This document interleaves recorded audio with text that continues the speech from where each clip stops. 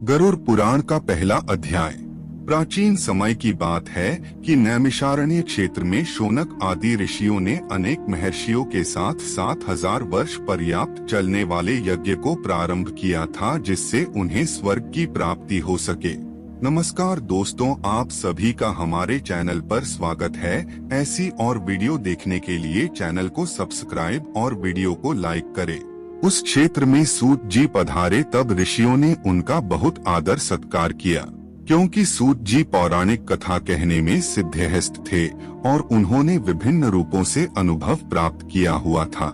इसीलिए सारे ऋषियों ने उनसे कहा, आप हमें इस संसार, भगवान, यमलोक तथा दूसरे शुभ अशुभ कर्मों के बारे में बताएं, जिससे मनुष्य किस रूप को प्राप्त होता है, इसका ज्ञान हमें देने की कृपा करे। सूत जी ने कहा, इस संसार जगत के निर्माता भगवान विष्णु है। वो जल में रहते हैं, इसीलिए उनका नाम नारायण है। वह लक्ष्मी जी के पति है। भगवान विष्णु ने हर युग में भिन्न भिन्न अवतार धारण करके पृथ्वी पर जन्म लिया है, ताकि वह अधर्म का नाश कर सके और पृथ्वी की रक्षा कर सके। भगवान विष्णु ने राम का अवतार लिया और लंका के राजा रावण का वध करके अधर्म को खत्म किया। उन्होंने नरसिंह रूप में राजा हिरण्यकश्यप का वध करके भक्त प्रहलाद एवं दूसरे प्रजा की रक्षा की। भगवान विष्णु ने वराह रूप में भी अवतार लिया, ताकि पृथ्वी का उद्धार कर सके, और फिर मत्स्य रूप में अवतार लिया। वेदव्यास जी भगवान विष्णु के ही अंश है। वेदव्यास जी ने यह पुराणों की रचना की है। कहा जाता है कि एक सर्वोत्तम वृक्ष भगवान विष्णु है, उसकी दृढ़ मूल धर्म है, उसकी शाखाएं वेद है। उस वृक्ष के फूल रूप में यज्ञ को माना गया है और फल के रूप में मोक्ष को माना गया है। वह सर्वोत्तम वृक्ष रूपी भगवान विष्णु ही सारे फल और मोक्ष को देते हैं। एक समय पर पार्वती जी ने भगवान शिव से पूछा था, आप खुद ही एक भगवान है, इस संसार के रचयिता है, तो आप किसका ध्यान करते रहते हैं? यह सुनकर भगवान शिव ने कहा, मैं देवों और ऋषियों का ध्यान करता हूँ, उसमें विष्णु ही श्रेष्ठ है। इस संसार में परम ब्रह्मा भगवान नारायण विष्णु है और उन्हीं का चिंतन करता हूँ। भगवान विष्णु ही अनेक रूप में अवतार लेने वाले परम ब्रह्मा है। भगवान विष्णु ही अनेक रूप में पृथ्वी पर अवतार लेकर अधर्म का नाश करके धर्म की स्थापना करते हैं। इस प्रकार भगवान शिव ने पार्वती जी को भगवान विष्णु की महिमा बताई थी। तब ऋषियों को दूसरी बातें जानने की उत्सुकता हुई। ऋषियों ने सूत जी से कहा, हे प्रभु, आपने भगवान विष्णु के श्रेष्ठता के बारे में हमें जो भी ज्ञान दिया वह अत्यंत भयमुक्त करने वाला ज्ञान है। इसके अतिरिक्त आप हमें यह बताइए कि इस सृष्टि में आने के बाद भोगने वाले दुख और कष्ट को नाश कैसे किया जाता है। कृपा करके इसका उपाय हमें बताइए। आपके पास इस लोक एवं परलोक के दुखों का निवारण करने का ज्ञान है।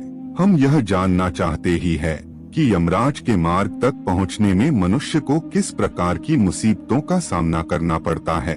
सूत जी ने कहा, एक समय पर गरुड़ जी ने भी ऐसा प्रश्न भगवान विष्णु से किए थे।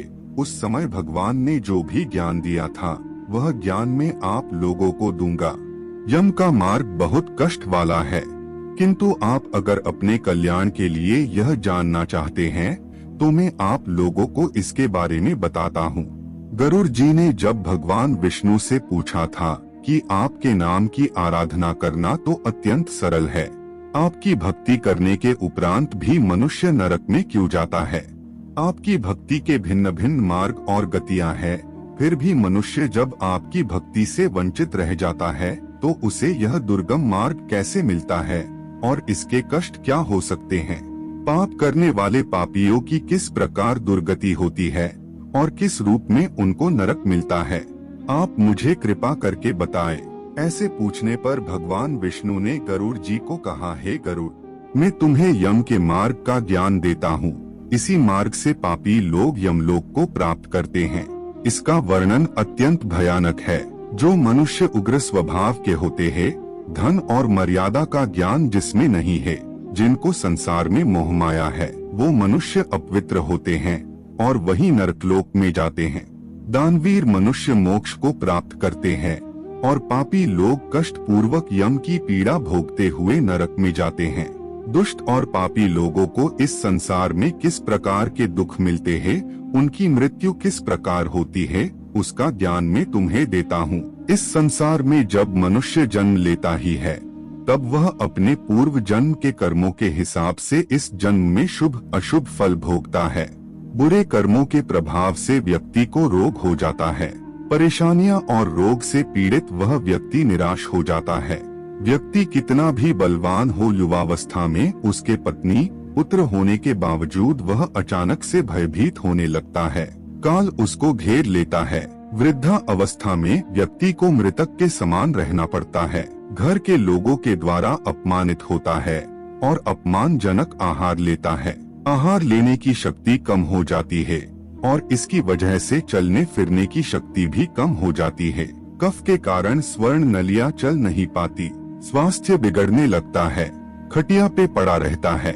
मृत्यु के निकट आ जाता है। मृत्यु के निकट आने पर देवता जैसे मनुष्य की दृष्टि भी दिव्य हो जाती है। मरते समय पापी के पांचों तत्व अपने स्थान छोड़ देते हैं और उसका एक क्षण भी मुश्किल से बीतता है। मनुष्य को इतनी पीड़ा होती है जितनी बिच्छू के काटने से होती है।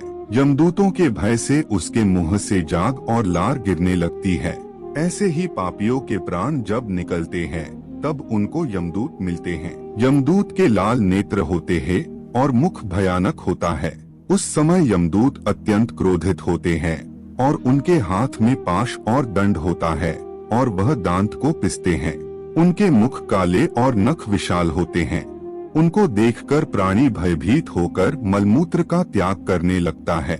ऐसी अवस्था में जीव शरीर से निकल जाता ही है और मोह में अपने घर को देखता है और उसी समय यमदूत उसे पकड़ लेते हैं। यमदूत उसे गले में रस्सी बांधकर ऐसे ले जाते हैं जैसे गुनहगार को सिपाही राजा के पास ले जाते हैं। वे यमदूत मनुष्य को मार्ग में नर्क के भयानक दुहक और तकलीफों के बारे में बताते हैं और धमकियां भी देते हैं। यमदूतों की ऐसी कठोर वाणी को सुनता है और तड़पता है। भय से तड़पता वह मनुष्य अपने पापों को याद करते हुए उस मार्ग से जाता है। कुत्ते मार्ग में उसे काटते हैं। उस मार्ग में उसे खाने को खाना और पानी नहीं मिलता। सूर्य की तेज गर्मी में चलना पड़ता है। यमदूत उसे मार्ग में कूड़े से मारता है और घसीट कर ले जाते हैं। इस प्रकार अत्यंत पीड़ा सहकर वह अंधकारमय यमलोक में पहुंच जाता है। वहां उसे उसके पापों का फल मिलता है। यमराज उसे घोर नरक की यातना देकर फिर से मनुष्य लोक में भेजते हैं। अपने पुत्रों द्वारा दिए गए पिंड और दान को वह जीव खाता है, पर फिर भी पापी जीव होने के कारण उसकी तृप्ति नहीं होती। जिस मनुष्य का पिंड दान नहीं होता वह प्रेत योनि में रहकर निर्जन वन में दुख पूर्वक भ्रमण करते हैं। यम की यातना भोग बिना जीव को मनुष्य के रूप में जन्म नहीं मिलता और वह अन्य योनियों में भटकता रहता है। उस पिंड के रोज 4 भाग होते हैं। उसमें से 2 भाग पंचभूतों को, 1 भाग यमदूतों को और 1 भाग उस जीव को खाने को मिलता है। ऐसे 9 दिन तक पिंडदान करते ही है और वे लोग खाते हैं। जब मनुष्य का शरीर जलाते हैं उसके बाद उनके पुत्र जो पिंडदान 9 दिन करते हैं उसे उस जीव को 10वें दिन देह मिलता है। वह जीव को देह आकार यमलोक मार्ग में अपने कर्मों का भोगना पड़ता है। अब किस तरह से 10 दिनों के पिंड से शरीर बनता है उसे बताता हूँ। पहले दिन के पिंड से सिर, दूसरे दिन से गर्दन और कंधा, तीसरे दिन हृदय, चौथे दिन पीठ, 5वें दिन नाभि, 6ठे दिन कमर, गुदा, लिंग, भग और मांस के पिंड आदि बनते हैं। 7वें दिन हड्डी और 8वें 9वें दिन जांघ और पैर, 10वें दिन के पिंड से इस शरीर में सुख, सुंधा, तृषा की उत्पत्ति होती है। इस तरह पिंड से शरीर उत्पन्न होता है और फिर 11वें और 12वें दिन के श्राद्ध में 2 दिन तक भोजन करता है। 13वें दिन वह जीव यमदूतों से बंधा हुआ अकेला संसार में आता है। हे गरुड़, वैतरणी को छोड़कर केवल यमलोक 86,000 योजन विस्तीर्ण है। अब इस जीवन में रोज 24 घंटों में क्रमशः 247 योजन यमदूतों के संग निरंतर चलना पड़ता है। चलने वाले इस मार्ग के अंत में 16 ग्राम पड़ते हैं। उनको पार करके धर्मराज के नगर में वो पापी जीव पहुंच पाता है। उन सब नगर के नाम कुछ इस प्रकार है: सौम्यपुल, सौरीपुर, नगेंद्र भवन, गंधर्व, शैलागम, क्रौच, क्रूरपुर, विचित्र भवन, दूं, खद, नानकरंदपुर, सुतप्त भवन, रौद्रनगर, पयोवर्षण, शितध्य, बहुभिति के नाम से जाने जाते हैं। इसके बाद यमपुर है। यमलोक में जाने वाला मनुष्य अत्यंत पीड़ा भोगता है और अपने कर्मों को याद करते हुए पीड़ित होता रहता है। अपने कर्मों के विषय में चिंतन करता हुआ अनेक दुख भोगता है। इस पर भी यदि वो दोबारा जन्म प्राप्त करता है, तब उसी प्रकार भगवान को भूलकर कर्म करता है।